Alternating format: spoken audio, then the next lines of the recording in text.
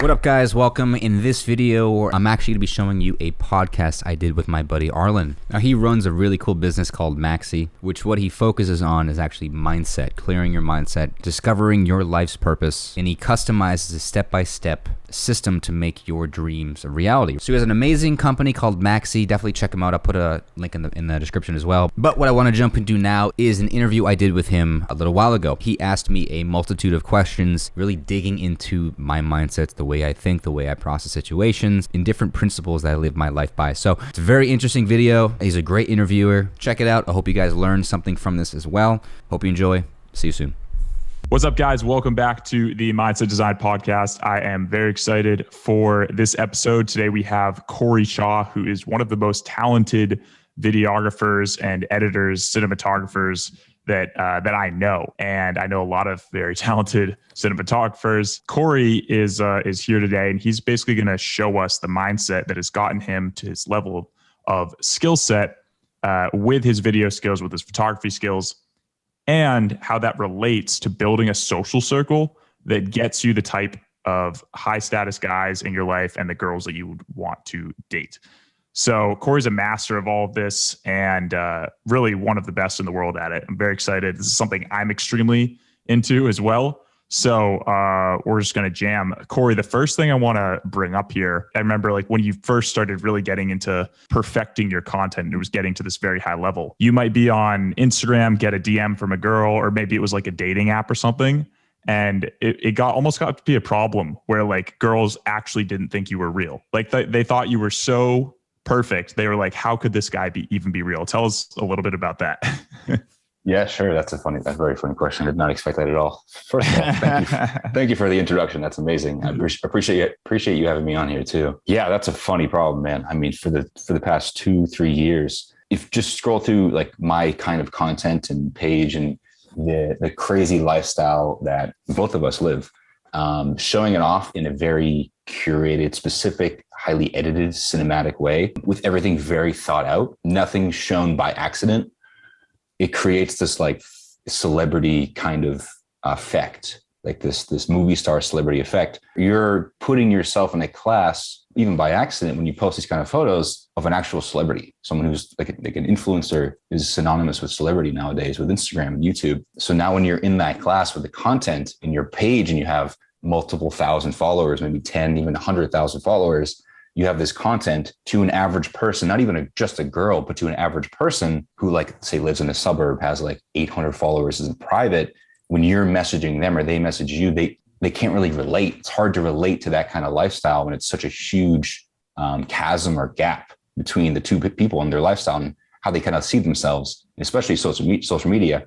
So yeah, it's a very funny problem when people literally don't think you're real because they're so starstruck. Like it's like we have a lot of people that we've met that we've kind of looked up to for the past couple of years. And when you meet them for the first time, it's just like, you know them so well, you know so much about them, how they think, but they have no clue who you are. It's like this super weird, like you feel like a stalker when you're in their presence. Yeah. You know what I mean? So it was funny. I relate to that point. I mean, when I first started making YouTube videos, I was in Boston. You're originally from Boston as well, right? Mm-hmm. Yep, exactly. Yeah. So, I mean, when I was making YouTube videos, I had actually never met a celebrity. So I kind of and I hit like 100,000, 150,000 followers before I had ever met a celebrity. Mm-hmm. So when people started like coming up to me and they were like shaking and like, you know, they knew everything about my life, that was a bit weird. Asking for selfies. Yeah, that was weird. But then I started meeting celebrities, people that I had, like when I moved out to LA, when I started traveling more. And then I started shaking when I was meeting people. And I was like, oh, this just happens. But back to that funny little scenario. Have you ever like, how do you respond to that? If a girl's like, are you real? Like, are you catfish? Because it's kind of like difficult. I guess I don't know, send a video. Yes, it's one of these things. We should think of a concept or a way to name this, but it's like, it feels good in the moment to hear that, like, oh, you're fake because you're such a celebrity, but it's actually a big problem that you're not, right. You're lacking in some other way that's making them think you're not a real person. So say on our page specifically, like me and Arlin's page, Arlin's like in a new Hollywood Hills or in fucking Italy or traveling with somewhere crazy, insane place. That's all value. That's all attraction. That's all value post, value, value, value. And just imagine like a scale and you're posting so much value and just keeps going up and up and up and up. But the other side is comfort. Like what makes you relatable, your family, your pets, your dogs, your friends. So when you have this like huge gap up in here, up and down like this, like it's your fault that it's not balanced. It's your fault that they think you're not a real person. It's always your fault in some way, at least my mindset, not in a negative way, not in like a kick yourself, but in more of a, like I have control over the situation. I have the resources, or at least I know what the problem is. So now I can fix it. Now I can work on it to mitigate that more.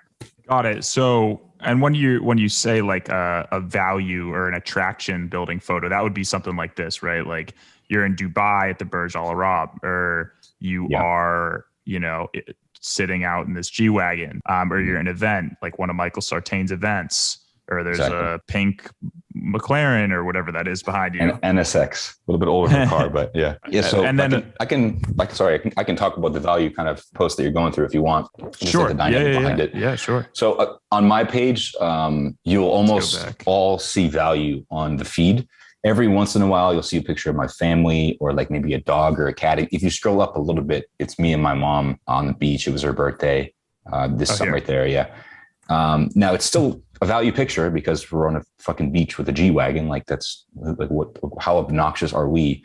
But at least it's my, with me in the photo is my mom. She's touching me. She's laughing. We're close. We're clearly we're close. We have a good relationship. There's a lot behind every photo. There's so much behind it that doesn't just, pop out immediately. Like a lot of people, a lot of men, especially, they just see the surface level thing of like the G-Wagon, the beach, and maybe an older lady. But like behind the actual dynamic of the photo, it's an extremely high comfort photo. Like my mom is on my shoulder. I'm spending the day with her. Even with my crazy travel schedule where I am, I live across the country half the year. I'm traveling to Hawaii, Mexico, all these places. I still am making sure I'm back with where she lives for her birthday to spend the day with her. It goes so much deeper than just a photo on your feed. But yeah, just to add to that too, like there's a lot of value posts of say me in a hotel or me in a jacuzzi or me on top of this fucking mansion in Hawaii. It's a lot of value. And you just have to be aware that like the more value you post, the more you're kind of creating that chasm. So you always have to be aware of like, how do I balance this out? How do I mitigate this? And a lot of my comfort posts come from stories. So you don't have to just do comfort photos to balance yourself out. You can do it through stories too. So anything from, spending time with your family, around pets, dogs, cats, like being very friendly with animals, especially if animals like you and you show that on camera, it's extremely high comfort. So those are the two main ways. If animals like you? Yeah, like it sounds so funny, but I have a lot of students in my program, which I teach how to build their brands, and they'll take photos with dogs and the dog will be like looking away or like trying to like get away from somebody holding him, and they post it. And I'm just like, that's almost the opposite of a comfort photo because the dog is literally showing that it doesn't like your presence, doesn't like your affection. So it's showing proof of no comfort rather than just, lack of comfort. So that actually matters, highly too. Yeah, I love hearing your take on this as well, because I mean, I've had my own explorations in experimenting with posting different levels of comfort, attraction. These photos in Italy, videos in Italy or at a club, or at the house in LA are obviously very attraction building photos. And then I'll just throw in like the sideways, not even really that well like framed or like adjusted for Instagram portrait of me and my mom and dad. So I love I want to go back and see. I like the dog idea is hilarious. The thing you said about like people looking at you in the photos. Let me see if I can. I have a photo, I think like 2 years ago of a dog looking at me too. If you want to pull that up. I'll pull that one up. I want to see if you did it with, for example, with Michael in video, where you see like the girl I mean, that's like so subtle, but she like looks at him right at the end of the frame, right? It's like 2.5 seconds, and that's video, but same concept. Sure. It shows that he's someone who gets respect and attention, and she's smiling. She's not like annoyed to be with him, right? Where should I go? You tell me. I mean, to show more of that kind of the showing, like that's kind of like either pre-selection or social proof. It's kind of like manufactured social proof or pre-selection by showing certain parts of, say, a video clip, showing only the good part of like when the girl or guy like just started to look at you or the person you're filming, rather than showing when they looked away. It's only showing that like the build up to the apex, which is the moment of the person making eye contact with you or the camera or Michael or whoever the main subject is. It's going to be a dog. Like I'm holding a dog. Keep going down. I think it's such a subtle little thing, but it does massively change the dynamic of a photo. Oh, it does. It absolutely does. Yeah. There it is. Right there. Yep. The dog photo. Yeah, definitely. That's great. The progression of the colors and the editing is massively changed. Yeah. So, because this is the funniest photo ever, because right after this, the dog literally bit me, which is hilarious. But the photo, like there's so many things about this. This is like the best perfect balance of like comfort and attraction photo, because it's like attractive. I'm in Turks and Caicos on Grace Bay. Like half of Drake's songs are about fucking Grace Bay in Turks and Caicos on a beach. I'm wearing Yeezys. I'm wearing like workout leggings or fucking tight. I don't even know what to call them. Like tight pants, you know. And then no shirt. And clearly, like I'm somewhat in shape, sunglasses, nice smile, looking at the camera, haircut. Like that's all the attractive superficial things. But then the comfort of the dog, who like I'm petting its head, and look at his attention. Look at his body like this is so great. We're breaking down like a fucking dog's body language, but like look, he's enjoying my presence. He's like his version of laughing and like happy, and looking at me like for my attention while he's like leaning against me. Right. So just like other people's body language in photos near you matters so much, especially with girls. I mean, we're talking about dogs in this case, but especially with girls, like how is the girl reacting to you? Is she holding you? Is she cupping your actual arm or back? Or is she like have her hand like a claw and like kind of not actually pressing your full palm into your hand? Like there's so many little nuances like that. Like literally the dog just leaning against my ankle in that photo tells you so much about like, you know, because everybody's seen Cesar Millan, like dogs can feel energy. So like energetically, at least at that moment, I am somewhat of a receptive, you know, positive energy for that dog to be leaning against me. Funny enough, he bit me the second after that photo, but but I didn't show that one, so it doesn't matter. Yeah, it's hilarious. One more note on that. Why is it that, and you know, people may notice that typically the only photos you post with other people, it's either your mom or it is an event that appears to be something that you're doing as like a work project.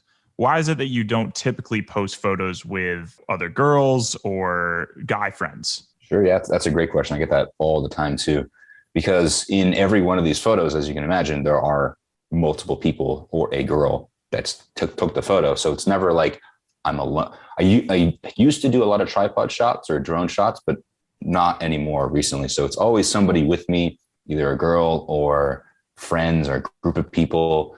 It's for a couple of different reasons. The main reason is I'm like, this is my page. Like I'm building my brand, right? I'm not building my friend's brand. I'm not building this girl's brand. I'm not building my friend's brand. Like there's no reason for me to post somebody else on my page with me on my page with my followers. Like it sounds very selfish, right? But like at the end of the day, like you're building your own brand with your Instagram profile, your YouTube or whatever it is. Why I don't post my friends, specifically my friends, they're not in the same kind of niche or like it wouldn't help my brand to post them and tag them. Right? The main reason is because it's my own brand. I don't need people to know I have friends, but there's always a caveat. Like I have posted me with other people in the past, and it's always to build both of our brands because it makes sense that we're both in the photo. I would 100% post a photo of me and Arlin doing something cool in a yacht or, you know, in LA in the hills or something on some cool mansion, because it would make sense because I would go in the caption, like check out our new video or podcast on Maxi or on Arlin's channel where he interviewed me and asked me a bunch of questions on my mindset. Like that would make perfect sense for me to post it because Arlin and I have similar brands or similar kind of goals or visions. You have your own business, your own brand you're building as well. That kind of makes sense with mine. Like content, mindset really go well together. So it would make sense for us two to be in the same photo on my page or your page to kind of promote both of us, that it really is synergistic.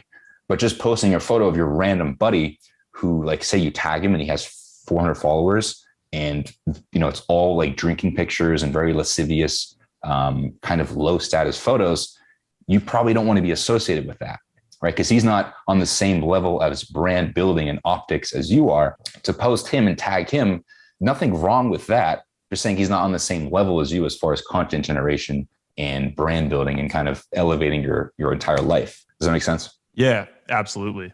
What are some fun or exciting experiences that have happened because of your social media? Any stories that come to mind, particularly recently, or anything that's coming up? Like you got invited somewhere because of your Instagram, you went on a date that went really well because of your Instagram. Anything that comes to mind? I mean, that's crazy, bro. I want to pick one. I mean, you can tell multiple. So the third photo is this like crazy mansion in Hawaii and Big Island. They actually filmed Love Island, one of the seasons of Love Island on that property. We had like 10 people there. We had a helicopter land on the front yard. We had aerial acrobat people from Insomniac there diving off the fucking 30-foot, 20-foot diving board. It's crazy. FPV drones. So I'm making a video about it too. But the main reason I was there is for content from my social media. Like one of the main sponsors saw a couple of videos I made in the past. They were on my social media. And we kind of arbitrage the situation where we get flown out, all expenses paid, to the shoot, to Hawaii for 5 days and just film content. Just make videos, shoot video photos, all expenses paid, flights, everything, just for photos that they saw on my social media page. That's a pretty crazy experience just from photos and videos, like just like seeing a photo or video that I posted in the past and kind of arbitraging the situation to be able to get a free trip to Hawaii at a mansion that I don't even want to know how much a night that house is. But yeah, that's probably the most recent crazy situation that my page alone has gotten me. You want more? I can keep going if you want to. Yeah, go ahead. Yeah, I mean, I'm putting that video out soon too. It's going to be ridiculous. So I can send it to you if you want the Hawaii recap video. But just go on my highlights. Go to Maxim, Miami. My buddy Michael, he hosts these events, and he's the host of the red carpet. He interviews all the people that come to these events. This night was the Maxim Halloween party, but like me actually getting here in the first place is because of my content on my social media page, showing off that I can film and produce a good recap video or photos from this event. So just one video alone showing that I have some proof or evidence that I can do this and create, film high quality professional videos and make a recap video of the entire event got me the ticket in here for free. I do bring a lot of people with me to assist or to also film. They don't really get it because it's not always paid. And if you're really trying to do this the right way, which is what I'm trying, like the arbitrage way, the right way, you don't ask for money, right? You don't say I'm doing it for free, but you don't ask for money, because then it becomes this unrealized value add that you're adding to the situation, particularly the people they want the video. But when you do all this like with no charge, right? Not for free, but with no charge, and you do all this insane content, you get that night I got 100 stories on my phone alone, plus 2 cameras of 4K 60 frame second footage. I'm going to put a recap video together. When you do all of that insane amount of value add, you give them the footage, they don't know what to do with it. They don't know how to like treat you, because it's like a stock, or like when you're investing in a stock and it's unrealized and just keeps going up and up and up. You haven't sold yet, but it's all unrealized. Kind of think of that in like a perceived value kind of way. When you do that value add, now like the next event, of course they want you to come. The next event, of course you want you to come. So it's like you're locked into this spot because you're adding so much value. You're not taking any value, but at the same time, say Michael's on the event, he's interviewing 50 girls that are all stunning. They have anywhere from 100,000 followers to 2 million followers. Stunning models that like you literally would not be able to find these girls anywhere else except that red carpet. They go from the penthouse to the Uber to the Maxim party through the VIP section to the red carpet to the table. Like you're good luck getting in front of them unless you're at the table, right? So for me to be at the red carpet, filming them, photos of them, and then tagging the stories of them, that's three ways into their life to then guess what? The next day or the 2 days later when they're like, hey, do you have any of those photos? Because I saw you tag me in a story. Do you have any photos or videos of me? And I'm like, yeah, I have 30 right here. Here you go. Again, that perceived value thing. They're like, who are you? Like every other photographer is weird, creepy. Like I hate to talk shit, but like they're not like the most giving, nice people, especially when you do it for money. It's not really the people, but it's like when you do things for work, it always changes the dynamic. When you do it for fun or that arbitrage way, you give all this value, you can do crazy situations from it. So I'm not rambling here, but to wrap this up, like say like with the models that are coming here and you're tagging them, you're giving them photos and videos. After you give them the videos or stories and they're amazing, they check them out, they say thank you. The next thing that you say is, hey, want to shoot sometime? Want to take pictures sometime? And they go, of course. When can we shoot? This happens every single time. It's not just one, not just like 5, but like 15, 20 of them stunning models that you'll never be able to see in any other place except this red carpet. So that's the whole arbitrage kind of situation that is, amazing, especially with, I know to kind of circle back, what social media can get you, what building your brand can get you, what really just learning how to edit a few photos or videos can get you this is one of the situations, that can really change your life by just taking a few photos and videos and knowing what to do with it and the right dynamic behind it. Yeah, it's very fascinating. I love it. And I love the,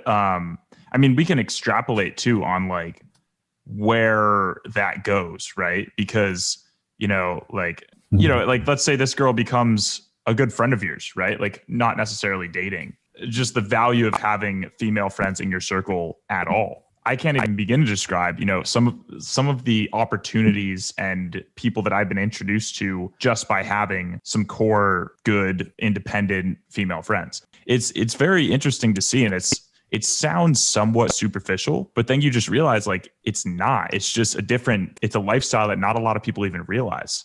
Some of my female friends, like their lifestyles, just, if you aren't really in tight with them, you don't even realize how insane their lives can be. Like, it's like, oh, well, I'm getting flown out on this private jet to like Turks and Caicos for a few weeks with my friends. Like, oh no, I'm just, I'm going to go stay in this like mansion for a while. Like, oh, who's paying for it? Oh, this guy, he's, I'm like, is he weird? Like, no, he's not weird. He's actually pretty normal. Like, I haven't met him yet, but he seems pretty nice. Yeah. It's just so, and it's like, yeah, like you take photos, right? Do you want to come? Right. And you just get looped in with all this kind of wildness. It can create such a quick transformation in your life if you have powerful social media. Yeah. I mean, I reflect on the people that I meet and I'm like, wow, like my best friends, I would not have met if it were not for social media, for Instagram. It's crazy. Yeah. So it's wild. Let's take a bit of a shift and go pretty deep into the mind of Corey. Corey, so you are walking down the aisle in a funeral and you see everybody you've ever known. You look to your left, you see your high school friends, your friends now that you hang out with. You see your cousins, your relatives, all your immediate family. And then you go up to the casket, and in the casket is you at 100 years old or 150, however old we're going to live to. And then there's a microphone and someone steps up to that microphone. What do you want them to say about you? Jesus. That took a left turn. Damn, bro. I don't know. Oh my God, this is a deep question. I got to reflect on my whole life for a second. Yeah. There's so many different levels of self that come out when you first say that, like the lower level of this more superficial things, or he was cool. He did this, he created the cool videos, content, all that stuff. But then like, as you go up and up and up, it's really changing inspiring people, educating people, making people entertained through content and helping them as well build their own life and build their own brand to create better lives for themselves. So yeah, definitely the higher level self would what I want someone to say is that he helped change so many people's lives and really elevate and inspire, people, especially my students that are in my program now, kind of take control of their life, really let all the nonsense, the noise fall away from their thoughts and like what they're being told, really dive deep of like, what do they want? What are their goals in life? Not just like on social media, and just focus on that, just focused on kind of hitting the nail on the head over and over again, just to keep pursuing and getting closer towards your goals. I know it's super vague, but yeah, no, that's great. Like, because I work with a lot of people one-on-one to build their brands. it's so fulfilling when you're talking to them and they're like, every one of the students or mentorship clients, there's always like a couple things that are like, you do that? Like one of my clients is literally like an acrobatic for insomniac. Like he dives off of like 40-foot cliffs and does like double backflips or front flips and lies perfectly. He's an FPV pilot. He flies for BBC. I'm just like, you do all of that? Really? And then like I look at their social media and it's awful. There's nothing. It's not representing them in the best way possible. So for me to just like apply some of my, tactics, mindsets, concepts of how to brand yourself properly, you take that like previously unknown person and unappreciated person on social media, at least, and like create them and craft their brand, their resume, and present them in a way that should have been in previously, to get them the recognition, the appreciation that they really deserve from their viewers. So to be able to see like going from like scrapbook type photos on their feed or on their social media or whatever it is they're trying to build, to then like unbelievable, stunning cinematic content, and then I'll get a DM of a guy like, hey, this girl just drove an hour to do a photo shoot with me. I've never met her before. Thank you so much. That was amazing. Like literally from just your photos, a girl responded to me, agreed to take pictures with me. And then like they ended up getting drinks afterwards. Like just that one little story of this person met this girl randomly, just DM'd her cold. She came for photos, which is what I tell a lot of my students to do. And they end up getting drinks. And like, what if that becomes his wife and they have kids and now they have a family? Like it's crazy to see just the progression of 9 photos in your feed of how that can just massively change your life. So it's definitely the most fulfilling thing. And that's just one story. I have like, there's tons of them, but seeing like being fulfilled and seeing people do that. I mean, I know we kind of got a little off topic here, but no, it's great.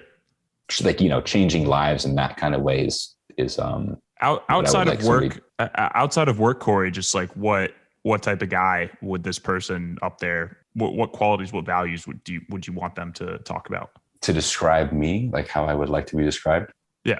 Passionate, ambitious, motivated, humble, caring, thoughtful, like a balance of like getting a ton of action and like things done that may seem like, abrasive or, arrogant, but then also being extremely humble at the same time and like thoughtful and, remembering small details about something, stuff like that to kind of balance out, the personality. Does that make sense?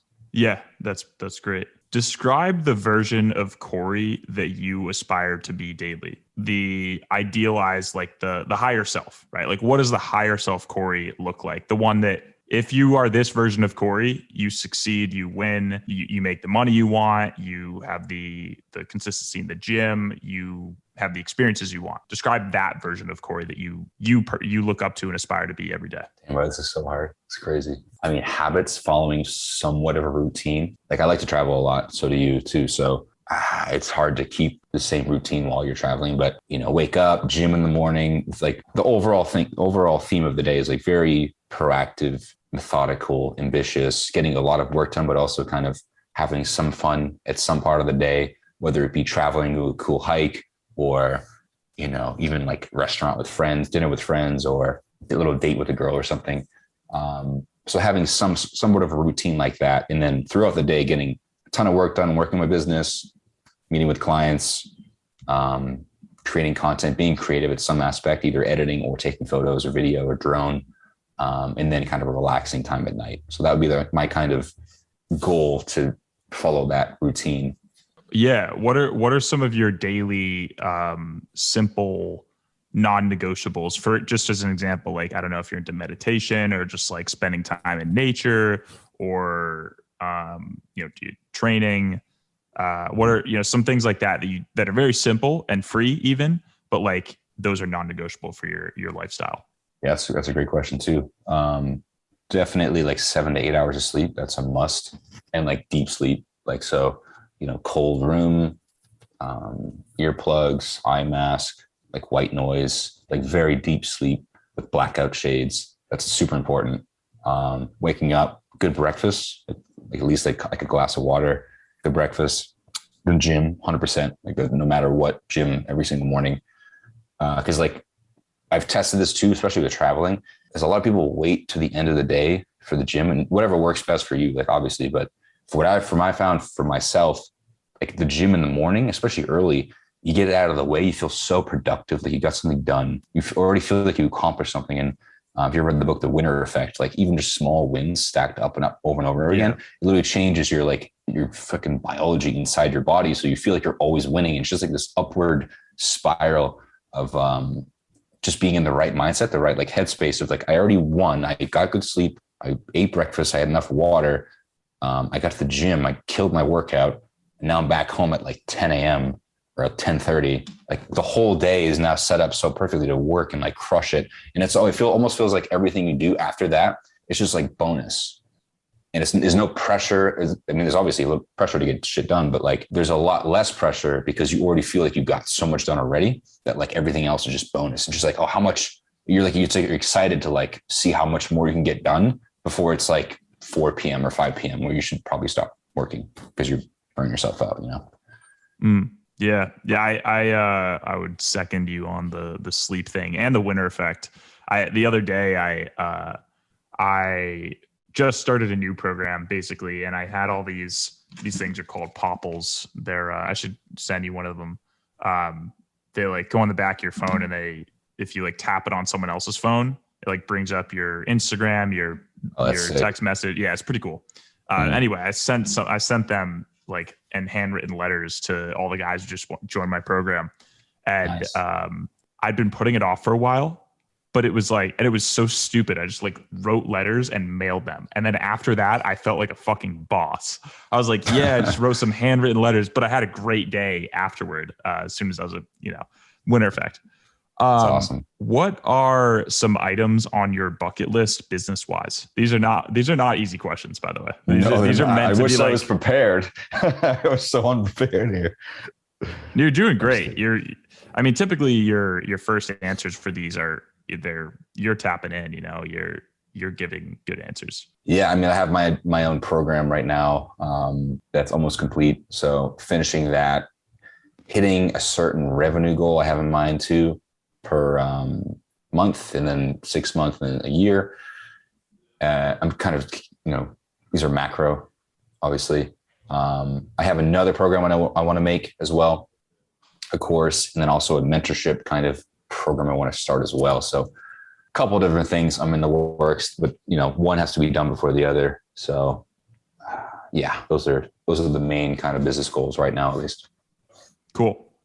How about in life? What are some things that you really want to do? Check off your bucket list in the next 6 months, year, 3-5 years.